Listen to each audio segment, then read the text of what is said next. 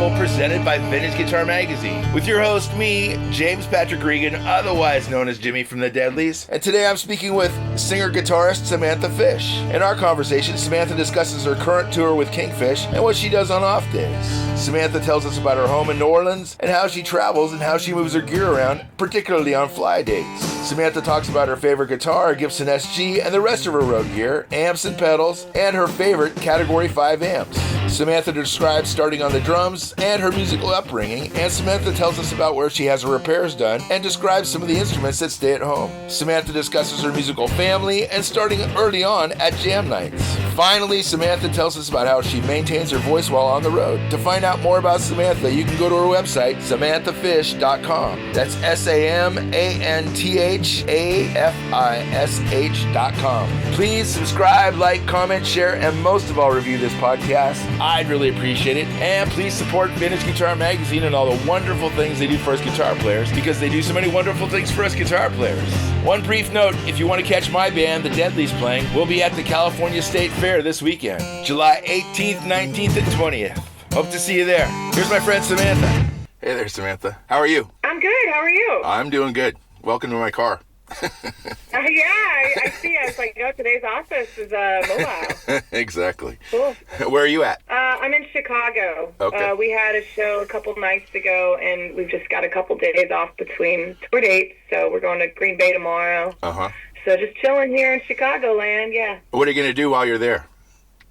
Well, yesterday we went to a Cubs game, and I saw the Wallflowers play. We played this festival for a venue called Fitzgerald's up here, and they had the Wallflowers last night. So I saw them and went to a Cubs game, and today I'm doing interviews and doing some filming stuff, and then maybe, I don't know, we'll see. We'll see where it goes. Do you go to the Chicago Music Exchange at all, or no? Yeah, they're always closed on Mondays. Oh. Well, it's definitely one of my favorite stopovers, but they're closed on Mondays, so yeah. I'm not going to get to see them this time. I'm sorry. And is home still Missouri for you? No, I live in New Orleans. Oh, wow. Okay. So are you're touring with Kingfish? We're getting ready to start another string of dates. We've already done like 6 or 7 shows together, and then he did his tour, and I went and did my tour. We went to Europe and all that, and then now we're reconvening for our first show tomorrow. And when you play solo, what size venues are you playing? What's your cap? Oh, it depends on the market. Okay. It depends on the event, depends on the market, but we're doing a lot of theaters, big clubs, sure. festivals type stuff. Yeah. Just depends. Yeah. And you carry your own band, of course. And how big is your band? I got a 4-piece band. Okay. Right now. So it's me on guitar and vocals, and I've got a drummer and a bass player and a keyboard player. Oh, right on. Right. And who are they? Jamie Douglas plays drums, Ron Johnson plays bass, Mickey Finn plays keys. Okay, cool. Very cool. You were telling me where you live right now? New Orleans. New Orleans? And how do you like it there? How's the humidity? I love it. Okay. I actually thrive in the humidity. My hair doesn't, but I do. But other than that, I love it. Yeah. I think it's like, it's a really special place for musicians and artists, and I'm lucky to count myself among the number that get to spend some time there. So I'm very fortunate. Yeah, very good. And when you guys are traveling, are you traveling in a Sprinter or are you traveling in a bus? We're in a bus right now, but it sort of depends on what does it call for. Like next month we're doing a lot of fly dates to festivals, so we'll just be flying in and out of places. But for a longer tour like we're on now, we usually do the tour bus. Yeah. And how do you handle your guitars when you're doing fly dates? Oh my God. It's ever changing and always adapting. So I bought this little guitar, a vault kind of a thing to hold 3. Yeah. I can't remember the name of the company that makes it, but I bought it online, and it's done pretty well so far. It's like it holds 3 guitars. There's a lot of foam, so I put my 3 least valuable guitars in there, and I checked that. So that's 3. And, I do a lot of stuff in open tuning, so, it's really good to have some options for the show. And Then I have 2 SGs, which I pack into, we have a double gig bag, and my tour manager's been carrying that. And then I've got my new 335, which is in a hard case because I haven't found a good enough soft case to house that because, it's hollow body. Oh, yeah, of course. And I've been carrying that one because I've been very paranoid about it. Is it in what kind of case, like a Colton case or something? The 335, it's in a hard case. Yeah. Yeah, but just like the one that came in. one of the really super hard, the super hard cases, or just a regular old hard case? Just a regular old hard case. Yeah. And I've been hustling it onto the planes myself. So you're bringing 6 guitars with you on the road when you're doing fly dates? On fly dates, yeah. Wow. Yeah. Wow. I know. That's respectable. The show requires it. Yeah, I understand. And what tunings are you using? I've got a song in open A. We do open G a lot. I do drop D. Uh-huh.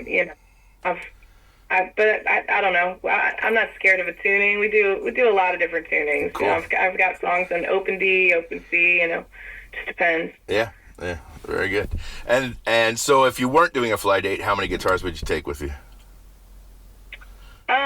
I don't know, like 9 or 10. Okay. I think. Yeah. I think that's respectable. I mean, sure. There's maybe 15, 16 songs in the set list, so that's not a song for every guitar, but you know what I mean. That's not a new guitar for every song. Is there a guitar? Getting close. Sorry. Is there a guitar that you favor for is there a number one guitar? Yeah, my SG. I just feel like it's really versatile, and it's the one that feels the best in my hands. Uh-huh. And I feel like I don't know, just we're connected. Mm-hmm. Me and the SG. Yeah, and of course. And is Gibson making you is there a Samantha Fish model SG out there? There's not, but we should tell him. Yeah, we should. We should tell him that. Yeah. And do you favor Gibson guitars for the most part? I mean, I over the years it's become kind of like a natural progression towards it. I mean, I have some beautiful custom guitars, and I have some great Fenders, and I've and I generally try to just like play what the song calls for, sure. But I like humbuckers, yeah. And I love my SG. I really love this new 335. It screams. I've got a Firebird that I play on a couple songs, and it's just awesome. That one's really tough to fly with, but yeah, of course. I got a pretty good arsenal of Gibsons nowadays. And the 335, is that you said it's new? Is it new to you, or is it new? New.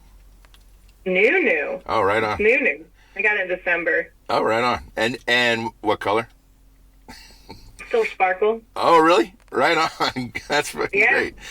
That's cool. Yeah. And it's pretty sweet. Yeah, of course. And for fly dates, so what do you end up? You're backlining, of course. So what do you use for amps? On a fly date, I would probably do like a DeVille. Okay. And I never played DeVille's until I started playing with Jesse Dayton. Mm-hmm. Because I would have a Super and he would have a DeVille, and I would just get like destroyed sonically. The first couple times we did this, I said, okay, I'm switching to a DeVille because they, that big speaker, you sure. just have more. I don't know. I just realized there's more depth of tone, and it, the crystal clear, the highs are highs. It's a great amp. So, But it's so funny. We'll show up to a festival and I'll try out like 3 different versions of the same amp, and they all sound wildly different. Oh, you just got to find the one that works for the set. And but when you get a good one, they sound pretty awesome. Yeah. And then when you're carrying your own gear, what are you bringing for an amp? Category 5 is the company that I've been with Don for a long time. I've got many configurations of Category 5 amps. Like lately I've been doing, it's a 412 speaker cabinet with, it's called their Camille head. It's a 90 watt, tube head. And I just do different configurations for different rooms, Yeah. If it's a big stage, I want that 90 watt clear, like sure. super bell tone, just ballsy. And then, if it's a smaller place, I'll do a 45 watt head and, get a little bit more breakup on a lower volume. Yeah, of course. And how hard is it to sing with all that volume on the stage? I'm at odds with myself 100% of the time. So we employ baffles, which I love and hate them because I know it helps the front of house control the mix a little better. But if I had it my way, just the guitars cranked and probably so out of balance. But as a singer, it's been helpful to kind of have a baffle there to, and I've switched to ears recently too. Oh, have you really? Finally made a jump. It took a while to get used to it. I mean, people are always like, is something wrong with your ears? I'm like, no, something's wrong with me. Yeah. Because I fiddle with it all night long, I'm like pulling an ear out and like getting, and then putting it back in because I've heard you're not supposed to do that. And then I'll do it on the other side just to even it out, the damage. And, it's, live sound is always complicated. Sure. And trying to get comfortable, it's something that like, when you're comfortable, then you can connect with the audience. So for me, it's like I'm always trying to make sure that I'm able to deliver my songs as best I can, and getting that sound right is a big part of it. Oh yeah, of course. And do you carry your own sound man? Yeah. You do. So at least you have somebody on your side. Yeah. And he's like I've been very fortunate to have a number of great people in the crew, and we all have the same goal, and everybody wants to,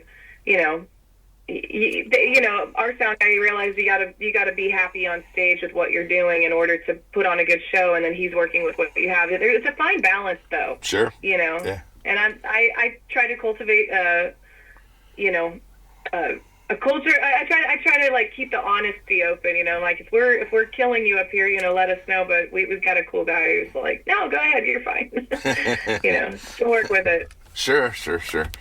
Do you think starting as a drummer helped your sense of rhythm as a guitar player? Totally. Yeah. I think that everyone should start on the drums.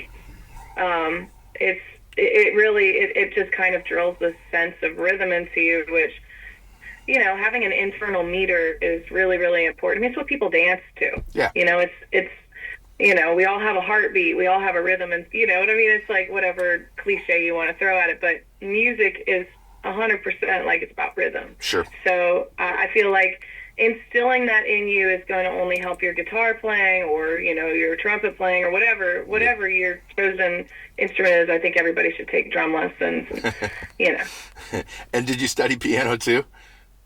No, I didn't. I was going to say everyone should probably learn how to play piano, though I am just now getting around to teaching myself little stuff on the. I know I don't have a mind for it. But I wish I did because I feel like that's another theory tool. Yeah. Like the more you understand about what else is happening on stage, the better you are on your instrument and communicating, just like communicating with your band members. I think that's really important. If you can speak the language a little bit, and understand what you're trying to get across to them, so, how they should, it's just helpful to understand the fundamentals, at least. I'm still struggling to learn piano myself, though. I play around with it occasionally. Uh-huh. When you were playing drums, did you study drums? Did you go to school and everything, or no? I didn't go to school, but I did take drum lessons when I was 13. 13 to 15, I studied for a couple years. It was like every Monday night. Mm-hmm. It's interesting because as a kid, it's like when you're doing something artistic, I think when I started doing the drum lesson thing, it became more of this like required discipline, and I just wanted to have, I wanted to go in there and play AC/DC songs. I didn't realize I was going to have to learn, syncopation, and there was a lot of math involved, and suddenly it was like I had all this homework and I had to cram for every Monday night before my lesson. It became one of those things that I think because I was just at that age where I was slightly too young to like get into the joy of it. It was like now it's just a discipline thing. When I got to guitar, that was more on my terms, on my time, and not something that I'd created a rigid structure around. So I think that kind of helped me at that age take to it. It's like, I don't know, anytime I talk to parents who are trying to get their kids into music, I'm like, you got to be very careful because it's so easy to like, turn it into a chore And yes, it does require discipline, but there has to be some kind of natural love for it. Yeah. Oh yeah, of course. Yeah, absolutely. What does your guitar collection look like at home? It's ridiculous. Varying degrees of. I've got quite a few guitars. I've stuff that I've collected over the years, stuff that's been gifted to me. A lot of cigar box guitars. It's eclectic. I've got, some really cool pieces. I've got a lap steel and a pedal steel, which I'm, again, not very good at. Pedal steel's like learning how to fly a helicopter. It's all math. I was really excited to get that and realized I was so in over my head. I'm like, this is not a regular guitar. I have to be a genius to figure this out. Texture and tone already in my collection. Do I really need this, Yeah. And the answer is mostly no, but, I let myself do it anyway occasionally. Yeah, absolutely. Yeah. And what about amps? Do you collect amps as well? I'm not as big into amp collection. I mean, if I see something that really, speaks to me, something like an old cool Supro or something that, I'm like, I really need that, something funky and weird. Mm-hmm. But I've, Category 5 has been such a part of my touring life that, sure. Amps are big and heavy too, so a guitar is much easier to, haul in and out of your house. But, yeah, my guitar collection is a lot steeper than the amplifier one, but I do have some cool amps. Cool. And as far as getting stuff serviced and fixed, who do you go to? Well, I've got a guitar company in New Orleans called Strange Music. That they do all my guitar repairs, and when we're not, if we're on the road, we might need to get a quick fix out here. Mm-hmm. That happens a lot, but if I'm at home, Strange Music, or for amplifiers, I'll ship stuff back to Dawn sure. at Cat 5 and, get it worked on. If it's something simple, there's, if you can get in, there's not a ton of guitar repair, or amplifier repair people in New Orleans. So sometimes it's easier for me just to ship it to my guy back in Texas than it would be to get on a waiting list, Yeah. and service in town. But absolutely. Did you start playing guitar before your sister, or was your sister playing guitar before you? She was doing everything before me. She was singing and playing piano, playing guitar. She was doing it all. I think that was part of the reason why I jumped to drums, because nobody was playing the drums in the family. Okay. So I was like, I'll do that. That's mine. And then, naturally, I gravitated towards the guitar. Yeah. But yeah, she started, I don't remember what age she started, but I do recall her getting into it before I did. Sure. And when you started early on, were you busking at all, or did you just start writing a band? Busking? Uh-huh. Did you say busking? Okay, so of course you start off in your bedroom, or your basement or whatever playing. And I would go to open jams. Yep. And sit in with people. Sure. I think it's that was such a great thing for me as a young musician, because especially growing up in Kansas City, I could have gone to a jam any night of the week. There was a pretty poppin' scene at the time. And I got to meet a lot of my musical peers in town, and helped me to, sort of figure out what I was looking for in bandmates. And, so when I first put the band together, I kind of knew everybody. Uh-huh. I felt like I had an idea of their strengths. And, but yeah, then I think I did that for a year or two and started piecing together a band. And I just put together a trio. Uh-huh. I didn't have any business being in a trio, but it was the, the economic choice for broke guitar players. I mean, I definitely struggled in that setup for a while, but nothing makes you a better guitar player than being the only guitar player in a band. Absolutely. So that's kind of where it started. And did you notice when the cigar box video became viral? Did you notice an immediate bump in your attendance? Which cigar box guitar video? We've had a couple really good moments where I've noticed a viral video, and it's always some cell phone video from exactly 10 years ago or 5, and you're like, that okay. I don't know why I'm spending money on music videos, but that's the thing that blows up is some cell phone video.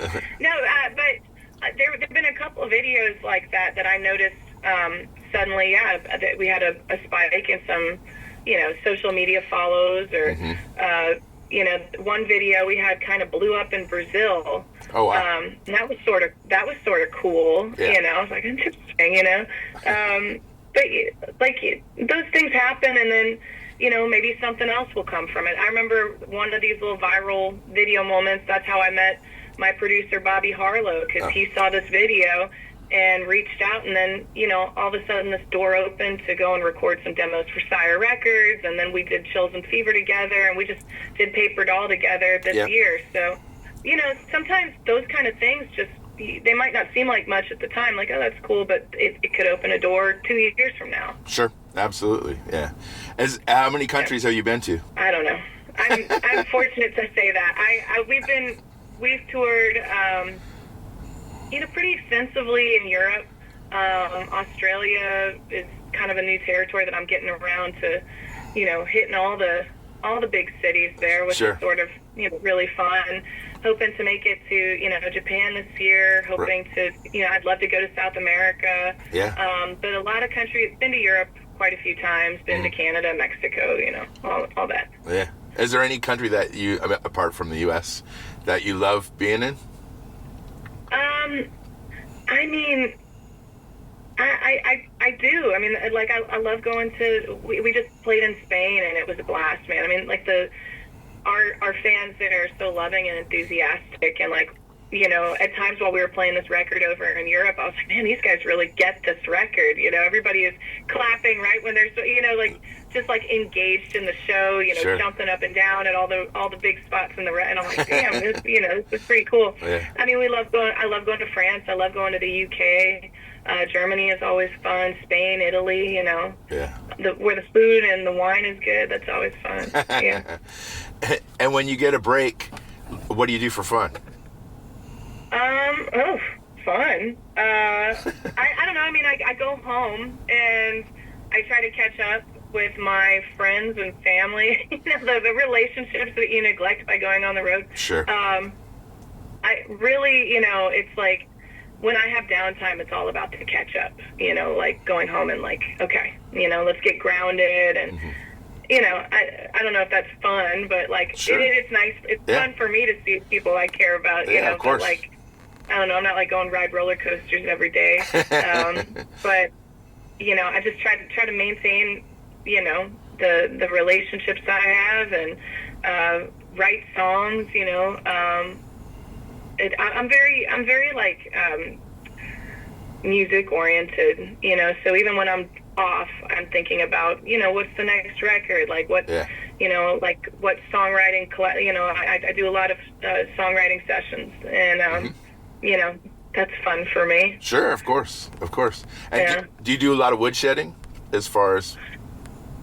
Yeah, it depends. It like depends on how I'm feeling about it. Because we're on tour. It's like it's guitar. Yeah. So sometimes when I get home, the last thing I want to do is look at a guitar. And I know this is for a guitar magazine, but it's the truth. I understand. That to have, well, and I again, kind of talking about the balance between like having love for it and the discipline to get better. I mean, I go through phases, where like sometimes I'm like really getting after it, and it's like, okay, I'm feeling really inspired to learn and, to chase down different things that, are going to make me a better player. And then sometimes I get home and I'm like, I don't want to look at that thing. I need a break. Yeah. I need a break I need to do something else and be, to be a well-rounded person. And it's all necessary. Oh, yeah, of course. It's all necessary. Yeah. And how do you take care of your voice when you're on the road?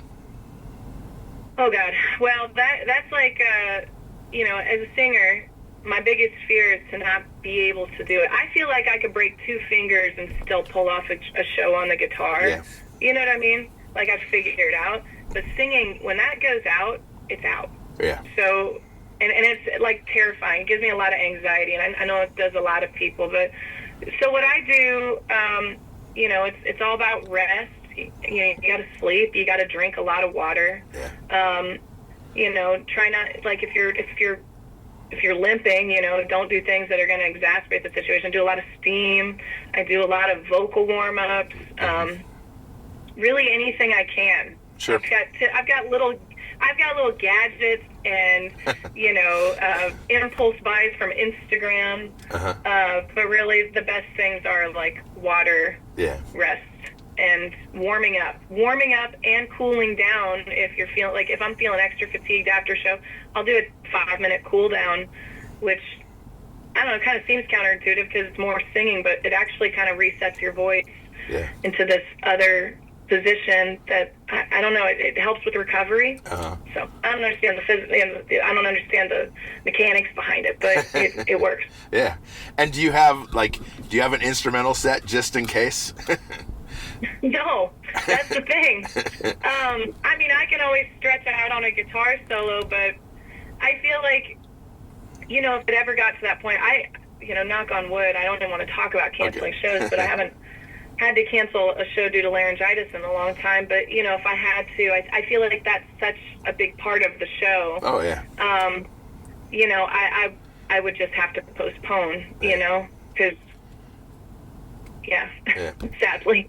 And so I asked you about. Just know I would do everything before I would do that. I'd probably get shots of cortisone in my throat. Oh no! Don't say that. Oh yeah.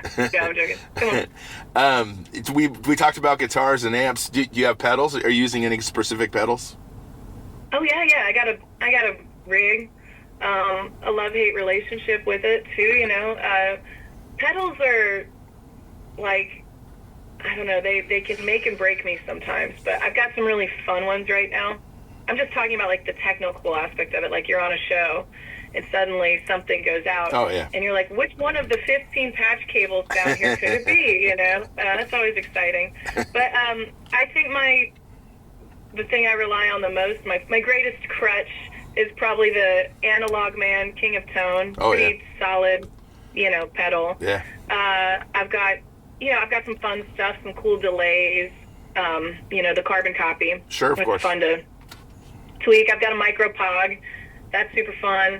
MXR Super Shifter. I've got a new reverb. I don't even know what it is. I just needed it for one, not a reverb, a tremolo for one song. Okay. So I just went and bought. I'm not well versed in tremolos, so I just bought whatever they had at the local music store in some city. And JHS Mini Foot Fuzz. Sure. It's pretty gnarly. Yeah. For being so small, and I think that's it. Yeah. I think that's it. And are you pro Klon or against Klon? I'm not pro or against any pedal. If it works for you, bless you. You're stomping on it. I think the thing that I am working with now is like just trying to make sure that it doesn't overly compress what's happening between my guitar and my amp. Oh yeah. Because that's like, that sounds really, really sweet, but sometimes you really want that extra push. Yeah. And I've heard, like now it's just kind of figuring out like when are you doing a disservice, like an overly compressing and it's not cutting anymore. Yeah. That's between that and the technical aspect of little things breaking within the pedal chain. Yeah. Those are my two biggest gripes with the pedal board, but I use one every show, and it can definitely paint. You can paint a wide. It's sonically you can do a lot. So I don't know. I'm not pro or against Klon. I actually am not too well versed. Yeah. And your pedal board? Did you set up your pedal board, or do you have it set up? Yeah, I did. That's probably why it's all broken. It's DIY. Well, okay. Well, it's been wonderful talking to you. I really appreciate this time, Samantha. It means a lot to me. Oh, thank you, man. I appreciate it. Yeah, and I hope I'm in Northern California. I know you were just here, but hopefully I get to catch you pretty soon. We're coming back in like September, I think. Okay, cool. I'm going to catch you in September. Right on. Cool, man. Yeah. Thanks for the time. I appreciate it. Yeah. Thank you. I'll see you soon. Bye-bye. Thanks for listening to Have Guitar Will Travel. You can catch up on all the things I'm doing at thedeadlies.com, and I'm on all the social media platforms as well. And please support Vintage Guitar and all the wonderful things they do, because they do many, many wonderful things for us guitar players. Thanks. Please subscribe. Please tell a friend, and I'll see you guys next week. Bye, guys.